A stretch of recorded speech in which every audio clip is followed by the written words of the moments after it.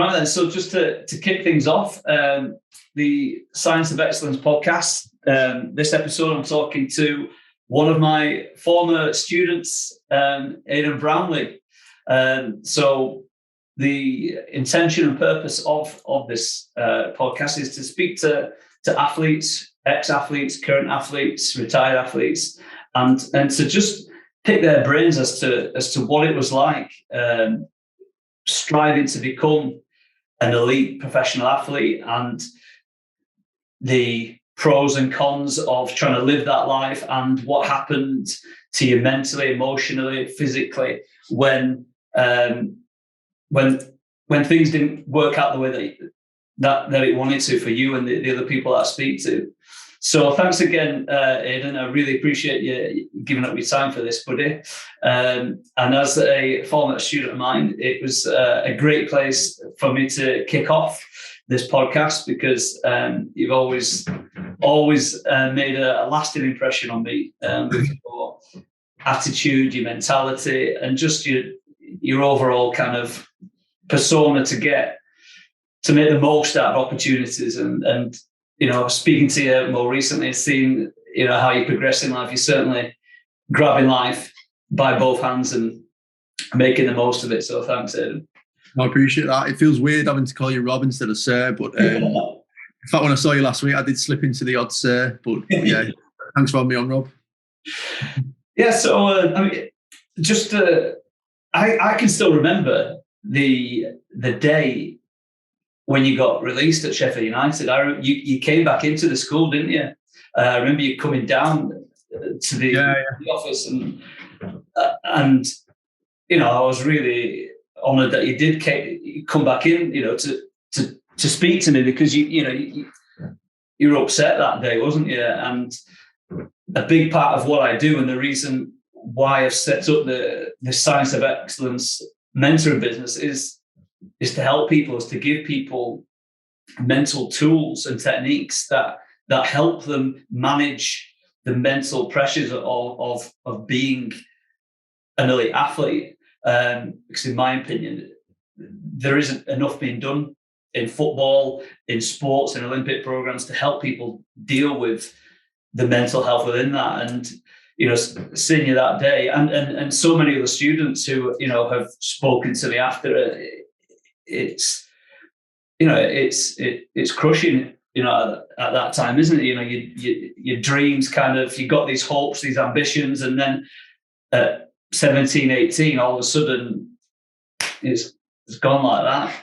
Exactly. I think what was really key, probably why I came to school, is, and I'm not saying I don't have sort of the network around me, but definitely my parents, I knew wouldn't have had any sort of tangible answer for me in terms of what had just happened. And that's nothing against them. That's just the sort of, I think they're partly surprised of how far I got down the line as a kid playing football. And it was a case of go and play, do what you want to do. There's no pressure from us. And then when I get into the pressure environment, that meant that there wasn't that someone who could sort of contextualize what had just happened. And it's probably why I headed down school that day to speak with you, Rob, to be honest. And I'm sort of glad I did. And I think before we were just chatting about, there's no right way of being told.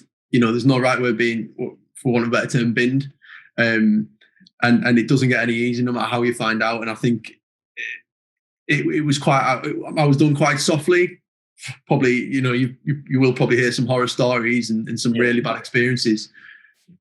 So, I think looking back, I'd probably been told a bit harder, because I'd sort of left football. I'd got the train back to Wakefield, and I was sat there and I thought, oh, that's just happened then, is it? I'm not going to go back, I don't think, or it's still a bit more questions than answers at that point. And that's definitely why I came for a firm understanding, probably from yourself at that point. Yeah, as I say, I was really, honoured that you did. And as I said, I went, I've had friends that went through that process, so many students. And what has always been the disappointing thing for me is that so many times when they get that setback, that knockback, is that they then stop playing. At 16, 17, 18, like, bang, I'm not even playing football at all to any level anymore. And what I was certainly, trying to get across to you that day, and any of the people that I do speak to, is you got to keep going. And to just to completely stop football or sport altogether. I can't understand it properly. I can to a degree, but I can't fully understand it when they just stop. Because this is the thing. If they're anything like me, football was, for me, the greatest thing in my life. Especially in my teenage years until I got injured myself. But I was always in my head like, I'm just going to keep trying to go. I'm just going to see what happens. I'm certainly going to keep playing because it's the thing that I love doing. But for so many, it's too heartbreaking for them to handle that, isn't it? Yeah, I think what's really key is before there was any dream of being a footballer, and for me personally, before there was any sort of idea of, you could make a living here, was, the enjoyment of playing, and that's talking from the age of like 5 or 6 or whatever it had been, and then coupled with me, the first time my dad took me to St James's Park, and we sort of went to the top of the Millburn stand. I think there's a famous quote of Bobby Robson. He sort of embodies it better. But basically, you clamber all the way up to the top, and then you get to the top, you're out of breath anyway as a sort of 5-6-year-old. Yeah. I think I was 7 at the time. And I can remember the game. They beat West Ham 2-1. Carl Court scored twice. But you walk out, and then you naturally you've lost your breath anyway, and then the sound and the atmosphere engulfs you even further. And that's the first time you really. I mean, we're talking about something that was over 20 years ago now, and I can't. Nothing will ever match that again. And it's such a special thing, and that's what if you want to use the word love, that really felt that felt special that day. Yeah. And although you have that knockback of saying I took it as the fact that you're not going to be on the pitch anymore. But why not just continue with that love and that feeling of enjoyment? Because it's unparalleled, it's unmatched, definitely in life. From my experience, people might find other avenues and things like that, and they might close that book and say, let's open something else. But I just couldn't lose that in my mind. Yeah. No. So let's rewind back in time then. So how did playing football start for you? What was it that triggered your desire, your intentions to even start playing? Yeah, I think what I remember, I did my early schooling in Middlesbrough, and it's quite a robust part of the world. Like, I think I had the lowest life, that my postcode had the lowest life expectancy in the whole country. It was a desperate place, but I just remember the people who I grew up along with on my street, all they had was football on the street, and I'd find myself playing on the street as really young, like again 5 or 6, with lads who were maybe 8 or 9, 10. Which I'm talking about that age, that's quite a gulf. Yeah. And again, my dad he's a Newcastle fan, so I was always whether I was Alan Shearer or Lauren Robert at the time, or even Nobby Solano, it was like that's who I wanted to be. And it was like, we'll play. And then Lauren Robert had a great left foot, and I knew I was sort of left footed, and that was like my thought there. But it was such a happy time on the street, and then kicking the ball in the garden, jumping over the garden, get the ball back, and all this sort of stuff. And that's all we cared about. And why would you care about anything else? Because you've got nothing to worry about when you're that age. So it was a real feeling of home from school, let's go play. There's nothing else to do but have the best time of his lives. I didn't really think it was ever like, and I don't think people do it like it. You think it's a job. It's not. It's something someone as an adult does. Yeah. There's no understanding of the progression to get to that. No. But then we moved to Wakefield when sort of start of secondary school. Well, it was like end of primary school, moving to secondary school. Yeah. And I remember moving to Wakefield and thinking, well, I knew I was like one of the better players in my school. And you start getting to the age of 10, 11, you start noticing, who plays football and how good are they, sort of thing. And you start comparing yourself. And it poised me really well moving into this sort of secondary school where we first sort of met yourself. And for me, I just thought like I could be the best in the year group here. And that was my next thought. Yeah. It's still not thinking about being a footballer. I'm worried about where do I sit in social standing and social stature within a year group rather than anything else. Yeah. And I think it became apparent quite quickly that I was there or thereabouts, if I'm being totally honest. And then what was next? And I found myself playing sort of Sunday League football and again, being one of the better players there as well. And there's still no vision of being a footballer at this point. I'm still talking about, 11, 12. And it was actually yourself, I think, Rob, who set me on the journey of thinking you can make a bit more out of this. I think if we're looking where I was from, it's very much a bubble where we're very insular and we worry about ourselves. Yeah. Probably to that place's detriment. But it was yourself who said, you know what, there's this opportunity with Leeds United, I think, development sort of group. Yeah. I went down there within a week. Within 3 weeks, I was training with the academy, and I thought, you know what, I could actually be a footballer here. Yeah. And that was exciting. And this is the first time that I've actually had a bit of drive about what I was doing rather than just being better than everyone else, because that meant something to me. Yeah. And then it was whilst I was at Leeds, just training with those guys, I found myself a trial with Sheffield through another avenue, which actually you helped me with, playing for Wakefield Schools. Yeah. And it got to a point where within 2 weeks we had a tournament at Carrington. So you can imagine I've gone from playing it within a month, some gratty school field, picking up cans and needles off a pitch to showing up at Carrington with a set of lads I barely knew, and it was what an experience. The grass was obviously unbelievable, and the facilities and everything like that, and it came to me like, if I don't make the most out, this could be me now, and it's still you're still not really thinking you can be a footballer in my mind. Even at this point, you're thinking, I'm just going to go this. What an opportunity to go back to where I grew, where I am, and say, look, I've just been here and I've seen this. Yeah. So then Sheffield sort of got to a point where I was like, I'm at Leeds as well, and they were like, right, we'll sign you today. And I signed that day, actually. I don't think I did particularly well, but I think it just happened. And then I had some great seasons. So that was like I was 13, so I played 14s, 15s, 16, and I loved it. I loved it. Was so great to, some of the stories and the playing. And I think at 15, you're now thinking, can I be I remember we once had a training session on Tuesday. I used to get Tuesdays off school to go play. Yeah. And Sunji High came and trained with us one day. And I remember thinking, yeah, he's better than us, but he's not a million miles away. This is a serious thought now that this could be. Yeah. And it was then, I think at 15, I really felt this is fully on me. And that's not the detriment to sort of where I was at, even 11 and 12. But I don't think it should be a concern for an 11, 12-year-old that we drop everything for a footballer. Yeah. I know people do say, yeah, I want to be a footballer since I was 8. I think you just wanted to play football. I think that's what you wanted to do. Yeah. And because I look back and I think, was it because I wasn't driven enough? And I don't think it was. I think why I'm not a footballer now. I think I had the ingredients mentally in terms of drive at the right time in my life. Yeah, but it came.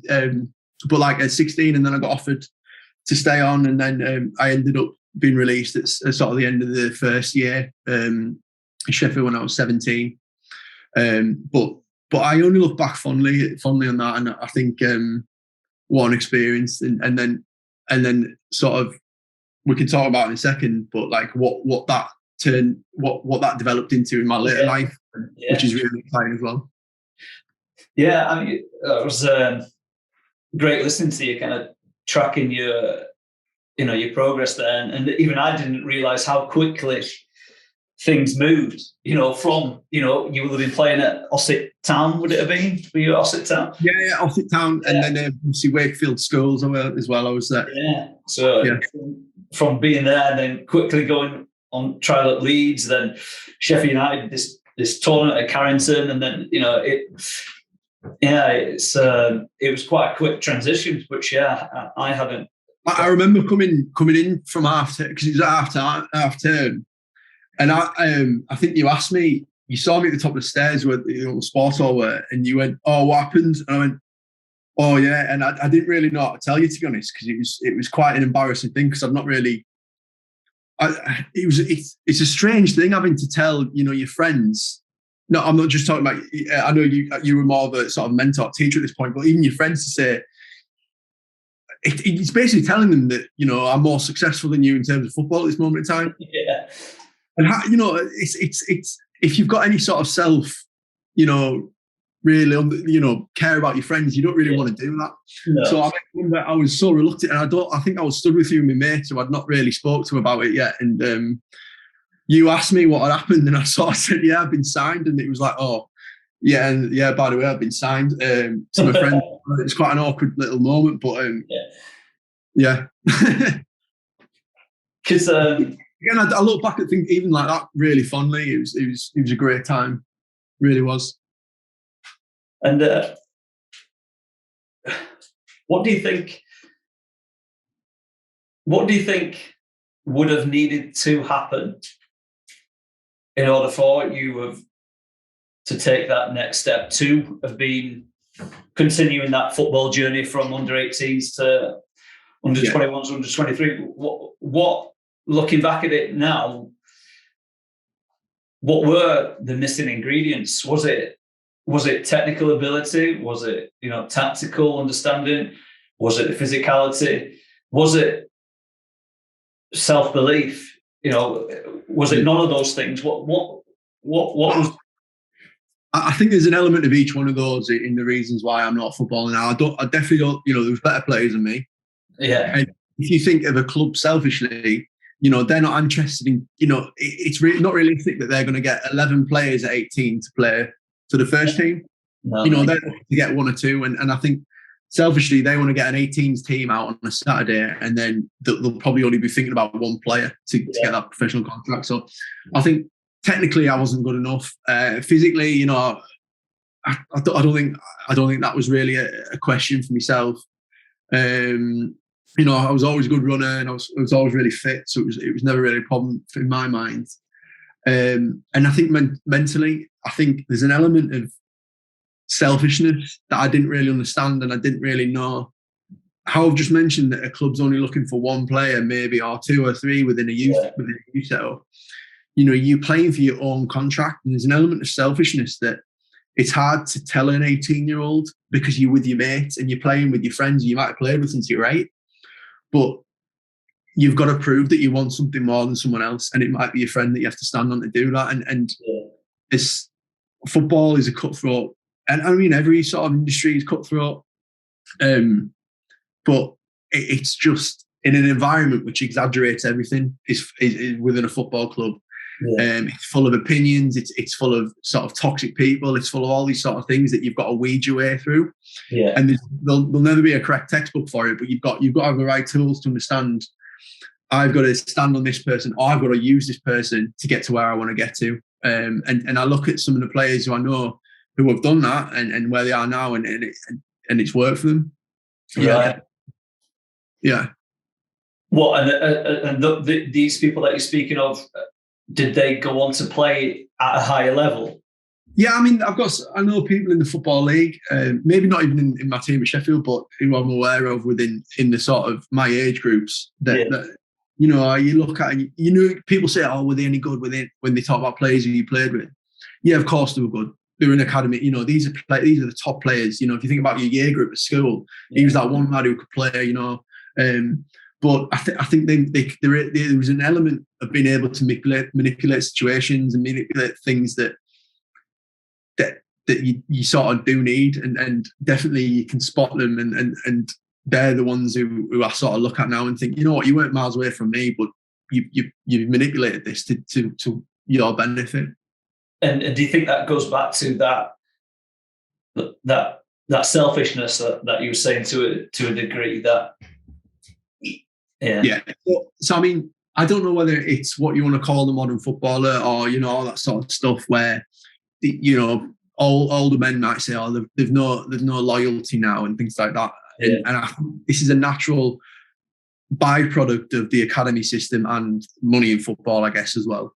But and on top of that, so realistically, if you look about what the academy system may have looked at in the sort of the late 80s, 90s, and sort of if you want to look at the class of 92, that'll never happen again. I think we can all understand that, there won't be a breed of 4 or 5, 6 players that come together. But again, and that's a byproduct, Bob, and you'll never see that because of the current system now. And I think definitely then there was less need to be selfish, but you're now seeing lads who are 16, 17 going to sign contracts in Germany and all these other places because they are being selfish. And if you want this is the best way to do it. Yeah. You rarely see lads, oh yeah, I was born in Leeds and I want to play for Leeds, and Leeds is the be all and end all for me. I think players like Gerrard are the last of a dying breed, sadly. Yeah. It is that selfishness. You want to be a footballer, don't worry about what club you're playing at anymore, I believe. Yeah. And going back to that time when, you've been told that, your time is kind of finished at Sheffield United. Yeah. Do you feel like there could have been more help from the club towards you in that period of time, at that moment and after it, to kind of help you, transition into a life in a new way? Because, you woke up one morning and this is the thing that you was doing.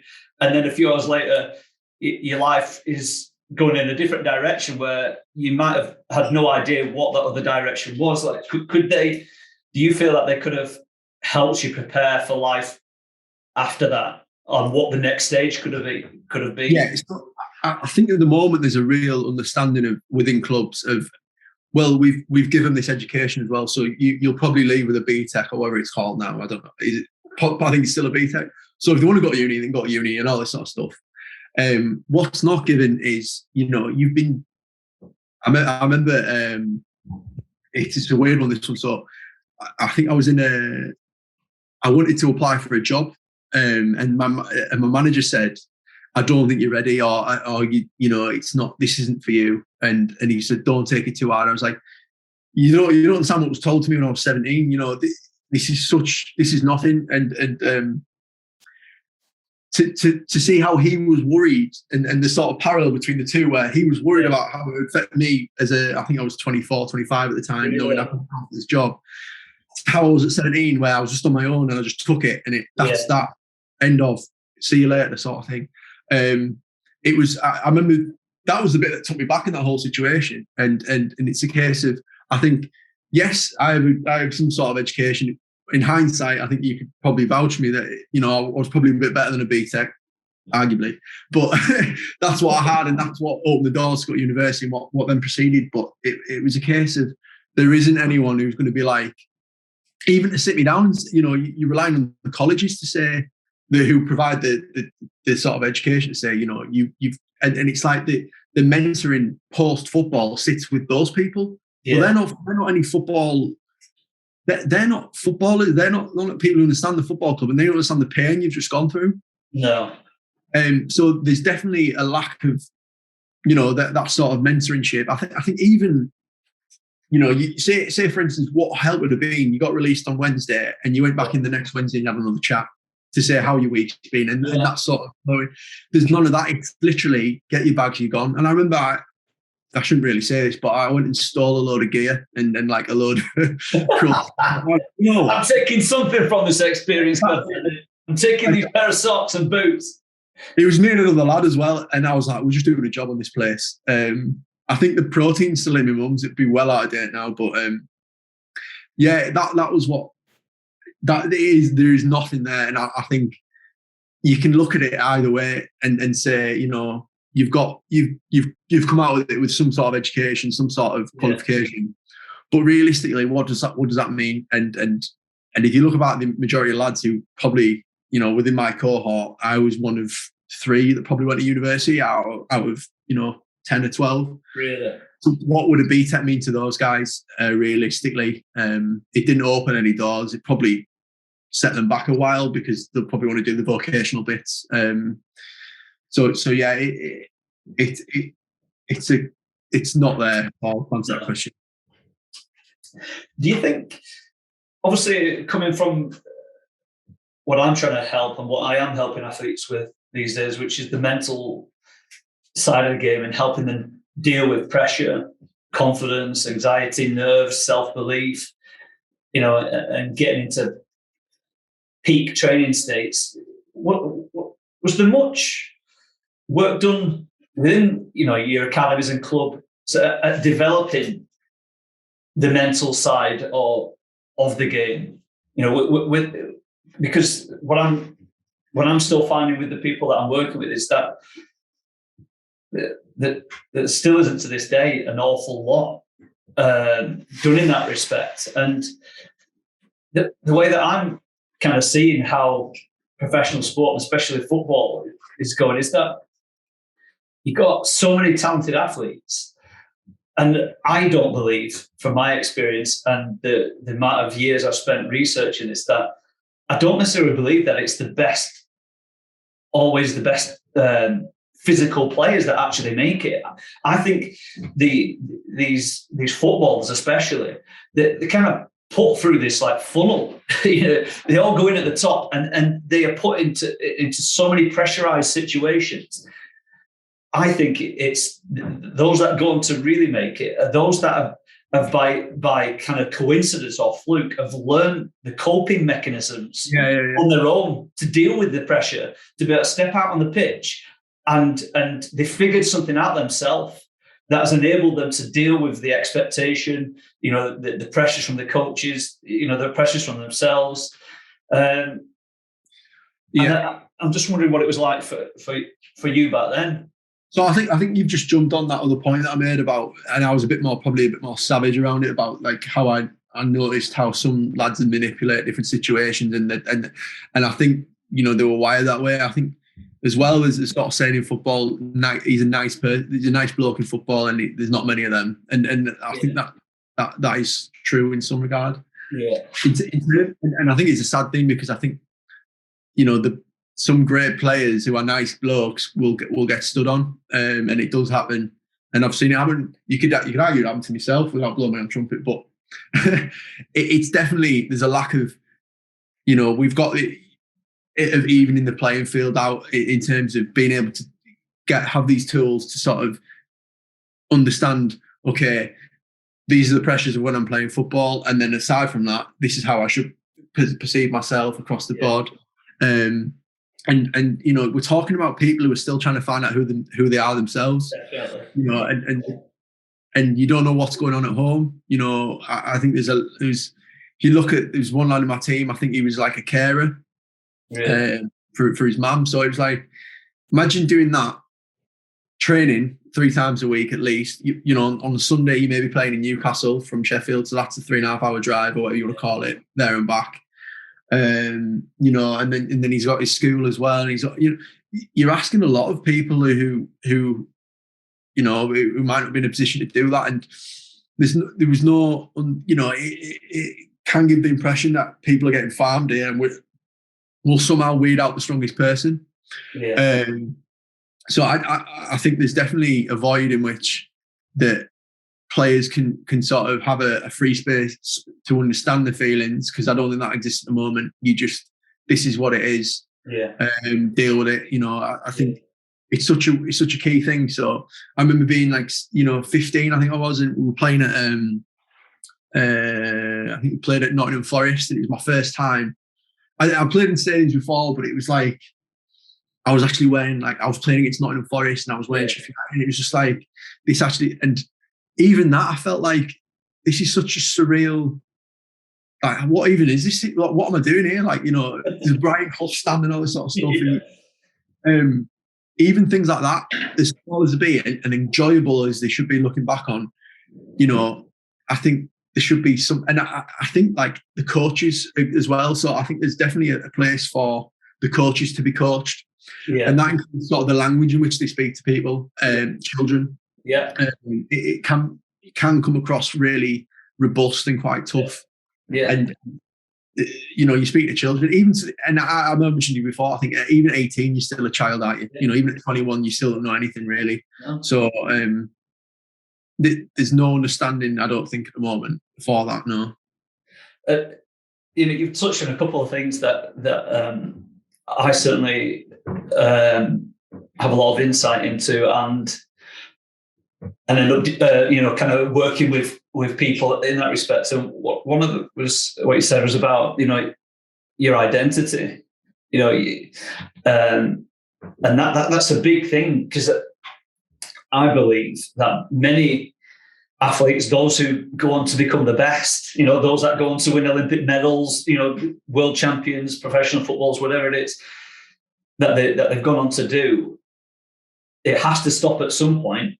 Yeah. No matter how successful you are, that journey stops, doesn't it? So whether it's at 14, at 16, at 18, or 36, or whatever, it stops. And many athletes, they when they end their career, or their career ends, they don't recover from that. They often go into, start to struggle with depression, gambling, anxiety, those types of things. And what I found is that it's really tied to identity, because that's the biggest driver in all of us within the human mind, is the identity, who we think that we are. And when you've gone from being somebody who was just, loved playing football, and then you've transitioned from the love of the game, or whatever sport it is that you're playing or performing in, then when you go up the levels, you then start to say to yourself, I am a footballer, I am a boxer, I am a rugby player, I am an athlete. And then when that stops, who are you? Yeah. At that point, at whatever age it is, whether it, as I said, you at 17 or a 36-year-old, man or woman, who are you when it stops? And if they haven't been able to prepare themselves mentally, emotionally for the next stage of that, hit this wall. And you've gone from knowing who you are, what you're doing every day, to not having a clue who you are or what you're doing. And I'm just curious as to know, did that happen at all, to you at 17, those, whatever period of time after that day, coming back on the train? I think what's really key here is it's really quite interesting what you just said, because, you look back and I think I sort of poised myself as the footballer in my year group, or whatever you want to call it. And people probably in my year group similarly might look back and think that, how wrong they'd be. But anyway, so I think, definitely. So let me just word. It's a case of understanding that there's a network of people who are similar to you in a similar boat, and really sort of understanding that you don't have to be just that. Really, you don't have to be known as the footballer. You don't have to be to put into that bucket. You've only got one life, and if you want to get too theoretical about it, but it's so poignant that you don't, to understand that there's a network of people who have been hit by that, who had hinged their whole social being on that, and then they've had to overnight change that. And I think it hits you hardest when you tell your friends. I think they're the hardest ones, because I think if you've got that network anyway of your parents, they wouldn't. I know everyone's in a different sort of situation at home, but they should really care either way. And I know from my experience they didn't. It was a case of making sure that I didn't waste what talent I had. Yeah. But the one that hits you hard is when you tell your friends, and then you're like, "Oh, right, okay." But what's important is how do you create that identity to benefit you now, and then to have someone tell you that you were this, but there's this network of people who done this, and this, and this, and you use that as a real catalyst to do everything else. And the experience that you've just had in being told that you're not wanted anymore, or however you want to word it, can drive that and drive even further to say, all right, they may look back at me and say, oh, I was that footballer, at whatever age that be, but he's now this, and he's done this because of this. And there's so much opportunity to do that. But I think it's so hard to look past the immediate. And it's sort of like I studied behavioural economics at university, and the understanding that when people have an injection, which is quite poignant at the moment, they'll remember how painful it was, but that was only for like a split second. Yeah. They won't realise maybe if it was painful for a period of time, but there was a bit of enjoyment within that, they'd think that more fondly than the tiny injection that they had. And I think that's how you should look at what's just happened. It's just a really painful small bit of your life that can develop and blossom into something that you wouldn't even imagine. And I can sit here today, and I think that's definitely what's happened to me really fondly. Yeah. Brilliant. That's great. Thanks, Aodhan. I want to continue with that thread. I just want to go back to the other thing that, well, one of the other things that you mentioned is that you're still a child. You know, you're a child at 16. You know, most of the academy lads, they get. That's the point. That's the key point, isn't it? 16, the first real. Once you've got in the system, you tend to get in it until 16, don't you? And then that's when they make a decision. And then it's 18s and 21s and then so on. But you're right in saying that at 16 you're a child, at 18 you're a child, and at 16 you're at school. You're dealing with exams, dealing with GCSEs, dealing with teachers who don't have a clue what you're going on, what you're going through, demanding homework, revision, why aren't you doing well at this, that, and the other. And also how the coaches are being with you, dealing with you, and that's one of the things that I have come across from people is how the coaches are, behaving and acting towards these young boys and young girls, and how the pressure that perhaps they're putting on them. And do you think that, from your experience anyway, that at times that maybe the coaches aren't taking this into consideration with how they're speaking to like young children and what they're demanding of them and what they're saying to them?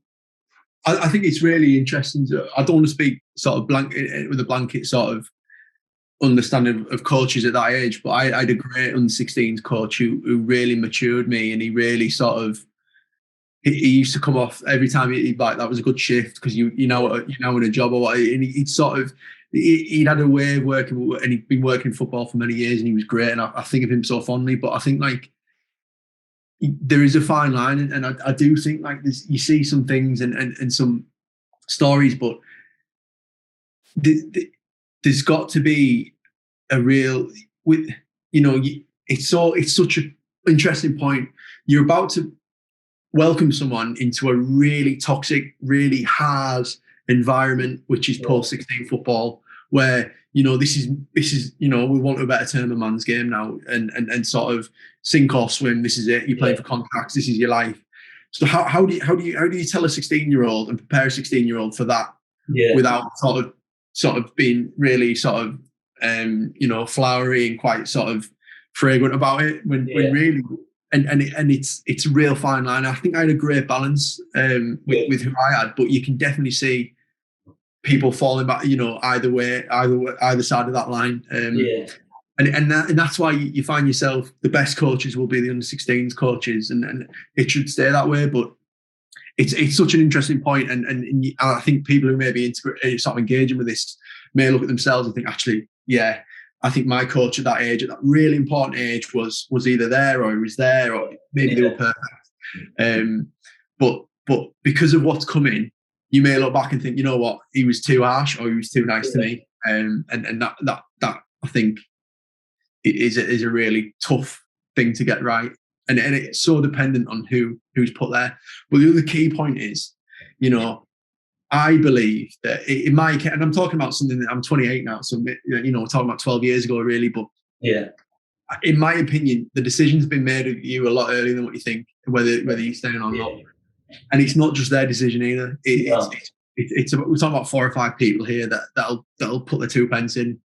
Whether they warrant their 2 pence, is a different. It's not for me to say, but it's so many people that you your whole demeanor when you walk through the door and all the other stuff, and can you help out? It's all part of it, because those people who see that bit will add to the discussion. But in terms of your question, I've just gone off point a bit there. But yeah, fine line. Yeah, and you've carried on playing football, and you still play at a semi-professional level now, don't you? Yeah, I try to. Yeah. So you were one of the ones that kind of lost the love of the game, were you? Which is great to see. And do you how were you able to use your experiences, your time at Sheffield United, to help you after that? In terms of what you're doing now with your football, but also other things, because I know you went on to do some, pretty incredible other sporting athletic achievements. So how just to kind of reframe that, how did you use your experiences in football as a positive? How did you use the moments, the setbacks to actually further yourself and further your life after that, going forwards from a 17-year-old to here now? Yeah, so for me, it went back to that identity piece of you've got to understand that, like, you're not the only one. So even within your own cohort of lads, you're not the only one who's been released that day. You're not the only one who's done in that realm. And it was like, and it was a competitive bit of saying, you know what, I'm going to make the most out of this, and I'm going to look back, and I might have you on Facebook, Instagram, whatever it is, and we can compare. Selfishly, I can compare what I've achieved, and it's probably not the best mentality, but in that desperate time of need, it was what I sort of needed, and I still look back on as a way of finding something else. And on that though, I still felt like I wanted to enjoy football, and I wanted something. It was an inherent part of me at this point that I couldn't really turn away. And I remember the day I got one of my friends said, it was really perfect, really. So I said, "Are you coming training or something like that, or this training next week?" And I just went, yeah, of course. And I know people might have a longer thought around that, but it was more, I didn't really care at this point. I just wanted to do something. And then it sort of, I started playing again, and then I sort of told myself, you know what, let's see what else we can do here. And I wasn't precious to what football looked like in terms of being a professional at this point. I just wanted to explore really find out who I was more, and what else is the world has to offer. So yeah, and football gave me that as well. So I was able to get a scholarship to play in America, albeit it was like the worst place in the world. So I only spent a year there, and I came back and went to England. But I went to sort of Leeds Beckett, and I played. I was in the football team then, and the best. I tell myself now, if I wasn't involved with the football club at Leeds Beckett, I probably wouldn't have finished my degree. The degree was a bit below me. If I wanted, it was very easy, very mundane. It was pretty poor, really. But my friends kept me there, and they were solely around football. And football, when you look at it like that, it's like a way of meeting people. It's a way of growing. It's a starting point for conversation. I look at people who didn't have such a good university experience, and it's like, because you didn't go out of your comfort zone, you just stayed in your room, or you didn't meet anyone, you didn't find anyone. Yeah. And now just football gives you that. And it's like, it's not just a reason to be a professional, but it's a reason to grow and find something else in life. Yeah. Sport, sport. Well, I've personally learned more from sport, playing sport, learning about sport. It's taught me the vast majority of things about life. There are so many metaphors within it that you learn from sport yourself, from playing it yourself, and also having, I was somebody that always had like role models. I looked up to certain athletes, and I just wanted to learn from them. And they would the way that certain athletes anyway, the great ones, the way that they would lead their lives and what they would do. And I'm talking about the likes of, Muhammad Ali and people like this. And, another big one for me, Daley Thompson, and just trying to get into the mindset of who they were in order to get to what they become. Yeah. I was always somebody that tried to take on board some of their traits. What were they doing? How were they acting? How were these people thinking? And that's where a lot of this journey started from. Well over 20 years, I just wanted to know. I didn't get to achieve my dream in that respect of becoming an elite professional sportsman, footballer. But in that moment, I wanted to understand how they did it. And why talented athletes, why is it that and you'll know some really talented footballers or other athletes who just wasted it. Yeah. And for a long time, that was essentially my dissertation at university 20 odd years ago, looking at why talented athletes fail, what's going wrong there, and what is going right for the ones that are doing so well. And for over 20 years, that's where my research has been, in looking at the difference largely between those two areas: talented people that waste it, and talented people that go on and really actually squeeze every drop from it. And it's about taking these traits from people, and then, as you say, if it doesn't happen in one area of life, you use them in another area. How else would you say, because I remember when you let me know about you doing your Ironman. And I remember a few years, I was like 30 before I went and took on like a big sporting challenge called Extreme Peaks, which was essentially, we climbed the 3 tallest mountains in Britain. So we started at Ben Nevis, got up at 3 a.m, started at 4, up and down there, cycled 180 miles, camped over, got up at 6 a.m, cycled to Scafell, up and down there. Yeah.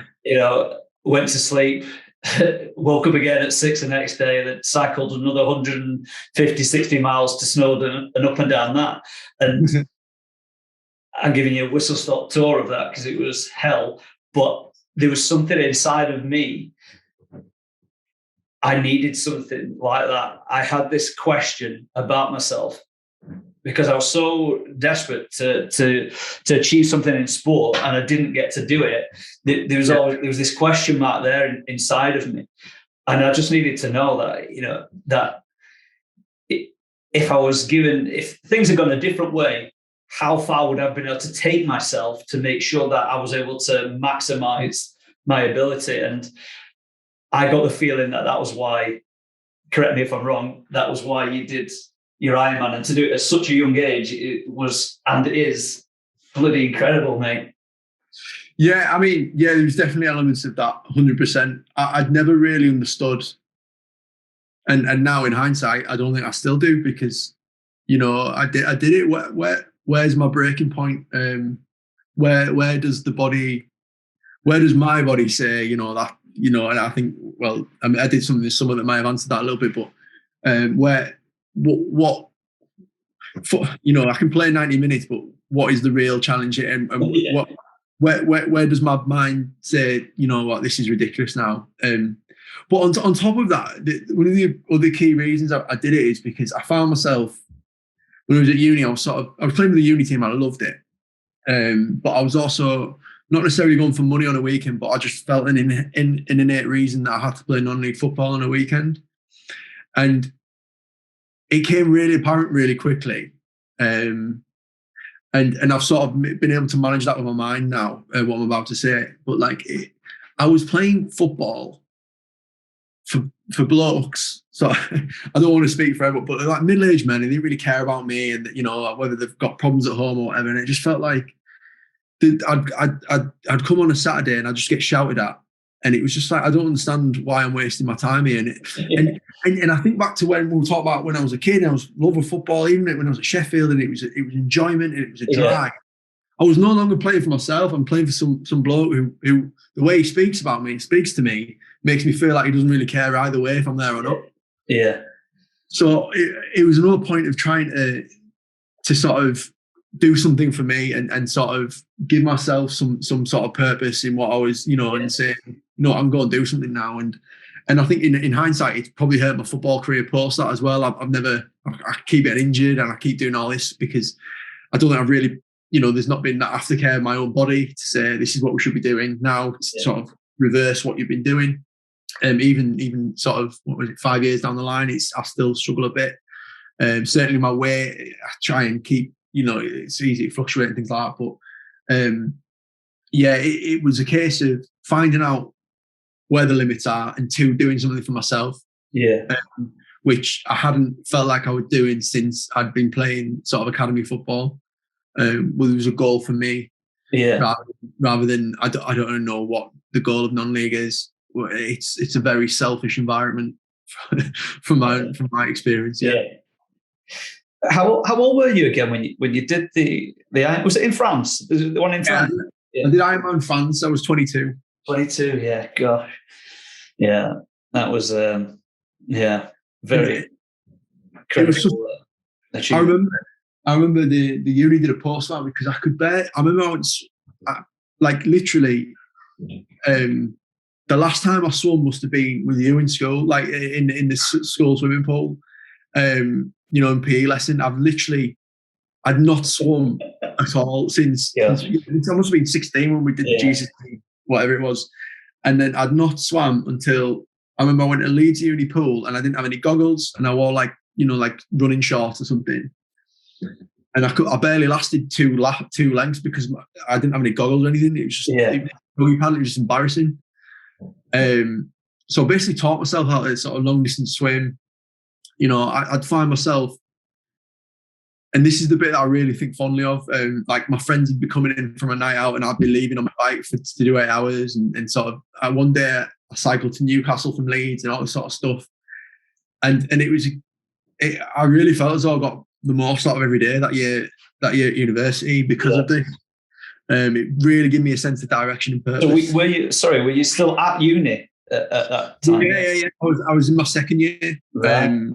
And I was, like I said, I was just really struggling with some sort of, like I got my purpose in my degree, but I was finding it really easy. I've sort of mentioned, but it was like, what else can I do that sort of gives me a bit more drive about what, and not only that, but like to look back on and have this conversation with you now to say, I did this at uni and it wasn't just a DOS, which it was at some points. Yeah. Good stuff. So I want to be respectful of your time, Aodhan. So I just want to finish with a couple of questions really. But one of them would be, what advice would you give to a young girl, young boy who has ambitions of trying to become a professional athlete in any kind, whether it's football, whether it's swimming, athletics, whatever it may be. Based on your experiences, what advice would you give them if they're I don't know, let's say 14 years of age? What advice would you give them at that point?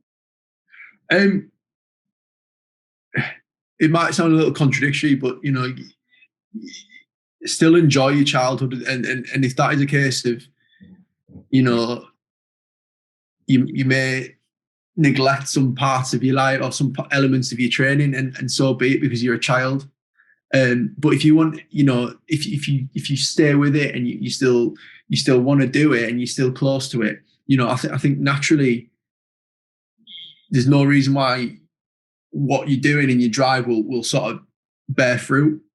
I think it's really important that you still enjoy your childhood, but as long as you stay focused and stay determined, and then the engagement stays there from your end, there's no reason why you wouldn't do it. But I think don't worry about what the future holds too much, but really, it'll happen for you. If that's what you really want to happen, it will happen. Yeah. And I'm a firm believer of that. And there may be elements that may mean a bit harder, or that you can't, whether it be injury or other bits, but if your drive's there, it'll open far more doors than it'll close. Yeah, that's my message. It's so hard to say, you'll do this, this, and this, and you'll be a professional, because I'd be lying. So yeah, that's what I believe. Yeah, I agree. I think the great athletes, those ones that go on to really achieve excellence in the sport, the Michael Jordans, the Kobe Bryants, the Michael Phelps, the Ronaldos, the Messis, I believe that they found a way of flicking around that switch in the mind, so that what the average Joe person, and certainly even within the sports that still make it to a good level, they actually get pleasure. They enjoy doing these things that to the rest of these players, athletes, find like painful, find a chore. Yeah, because it's the only way to get through all of what they're doing. You look at somebody like Ronaldo, and he's taken his potential to its absolute maximum, hasn't it? He doesn't leave any stone unturned.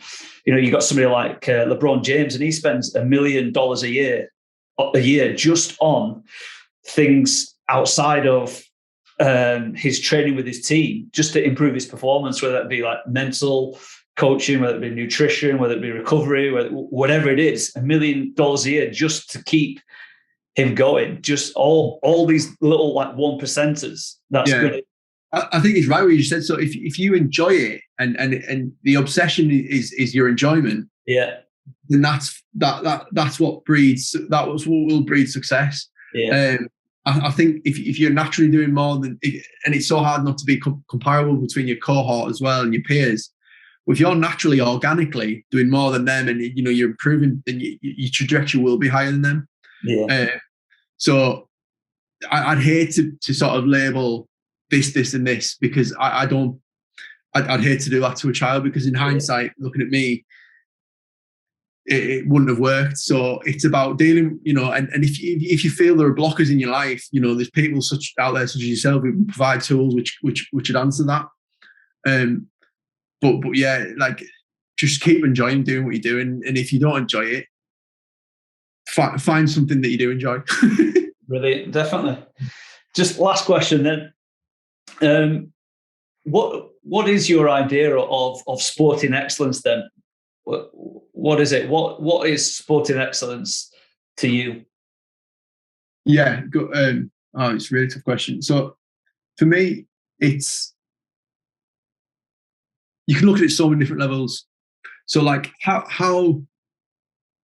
can you, if you look at, I could never be comparable to a Ronaldo. It's pointless. It's a waste of time, isn't it? Yeah. So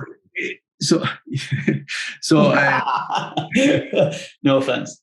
Yeah, no. So it's like within the realm of your own arena, and like, understanding you may never reach it, but how far can you get close to that? Yeah. For instance, I was never gonna. If you look at my Ironman, I was never gonna get under 8 hours and qualify for Kona. It just wasn't gonna happen. But I found a way of setting a goal, maybe beating it, but also providing an environment which meant that I could excel and do what I wanted to do. Yeah. So for me, it's about engaging with every part of your life and to create an arena or an environment which means that you can excel. Yeah. And whether it be, and we're talking about sport at this moment, so whether that be as you just sort of touched on LeBron and sort of Cristiano, that like turning every stone, make sure that we're leaving nothing unturned. Yeah. And I think even the amateur footballer can do that. Whether it be your 12-year-old on a Sunday morning, you're going to play, taking control of maybe cleaning your boots, getting all the mud off them, all that sort of stuff that maybe add a little bit more. Yeah, begging your parents to have to get you a Lucozade rather than not having a drink at all, which you do see, and all this sort of stuff like that. That's what you can be doing and creating.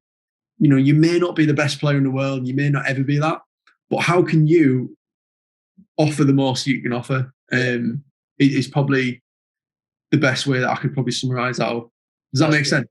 It does, yeah. It does indeed, yeah. Like, we just because you can't be number one it doesn't mean that you can't achieve excellence, does it? It doesn't mean that you can't maximize your own ability. And certainly the way that I look at life, there is no line, there is no ceiling to ability. And for me, I spent a lot of time researching epigenetics, which is looking at how genes are affected by the environment, because part of my research over the years has been looking at that argument of nature versus nurture. Are you born the way you are, or are you molded by your environment? And for me, all the scientific evidence of the last 10 years is clearly demonstrating to me and many other people that you're molded by your environment. So where you put yourself, whatever your environment is, and once you get past a certain age, once you become responsible enough for yourself and you move that away from your parents, you're responsible for your environment. You're creating that environment, and you can keep shaping it and reshaping it and molding it. So therefore, for me, potential is pretty much almost limitless, obviously to a certain degree, but there's no line as to what you can and can't do. And that was what's so great to hear about you, is that you were striving to achieve excellence in football, and you gave it at that time. Yeah, whether you could, I know you don't like looking back, but whether you could have done more or not, at that time you gave what you could have given. That's all that you could give, because that was what you had at that time. But it doesn't mean that you then can't apply that into other areas in life, whether you've taken on these other challenges, you've got these other pursuits in your life, your career. You can, and for me, sport is about using it as a tool, as a vehicle to enrich your life in as many different areas as possible. I thought you gave a really good insight into your opinion of that there, Aodhan. No, brilliant. I thoroughly enjoyed it, and I think there's definitely a void in sort of youth sport. From I can't really speak professionally in terms of the realm. I'm sure there is, but there's definitely a void in which players struggle to really understand what's happening in their lives, because it's such a surreal environment they find themselves in.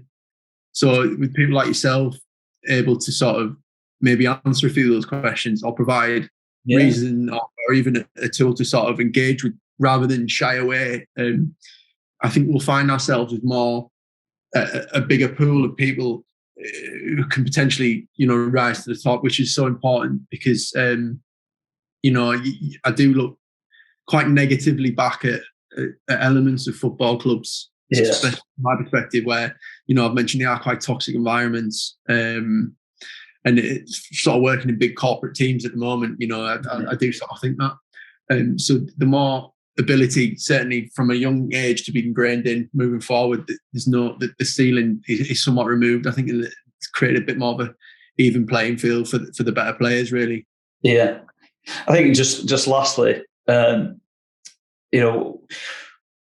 what is an absolute, I don't know, what needs to change, and you've heard this in lots of different sports over the last few years. You've heard it with Great Britain cycling, where athletes have taken coaches to coach. It's happened in gymnastics, where I think it was Amy Tinkler, the bronze medalist from Rio, not long after it, she quit. It's happened in, in numerous sports where the athletes have come out afterwards and talked about how, they've been broken by trying to achieve their dreams, in trying to strive for excellence to become the best athlete that they can possibly be.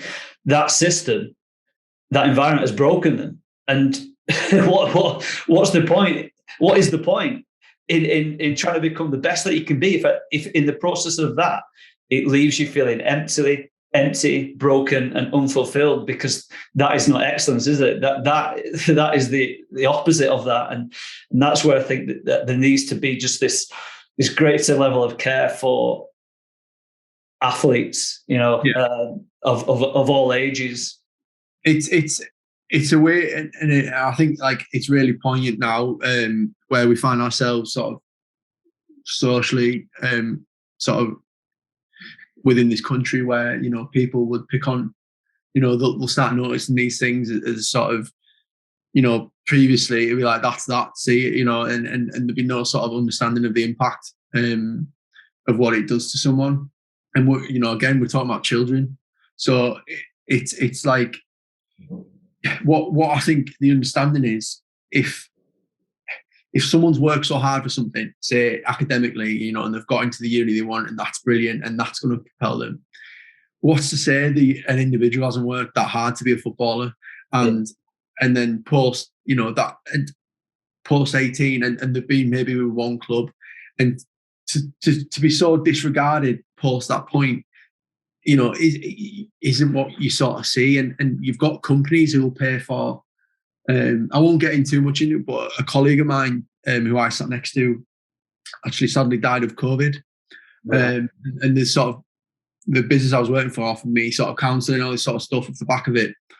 And like, there's no reason why a football club couldn't do that either, or British Athletics, or anyone of that sort who have that clout to say, we can actually offer this, because they've got these people on the payroll. It's about sort of finding the time for them to do that. Yeah, that's great. Well, I am aware that we've gone on a little bit longer than what I was intending, but it's because the conversation has been so great. I've really enjoyed it, Ed, and it's been so great catching up with you again after. Obviously, I spoke to you a couple of weeks ago, but it's been great seeing you again and seeing how well you're doing, and listening to your other adventures with your pundit game, and I'm hoping that's going to be a big success for you too, mate. So I'm sure we'll catch up again really soon. But I just want to again, thank you for your time this evening, and just say to you, as I said right at the start, you always stood out for me as a student, and it was just that mentality that you had. But you also was always able to bring that kind of a sense of humour, a sense of enjoyment with what you was doing, and I think, as we've touched on a few times tonight, for me and for you, I think really just enjoyment of whatever it is that you're doing. If you can enjoy it, then you're going to go a long way with it, because it's not a chore anymore. So exactly. I'll wrap it up there, buddy. But thanks again, Aidan, and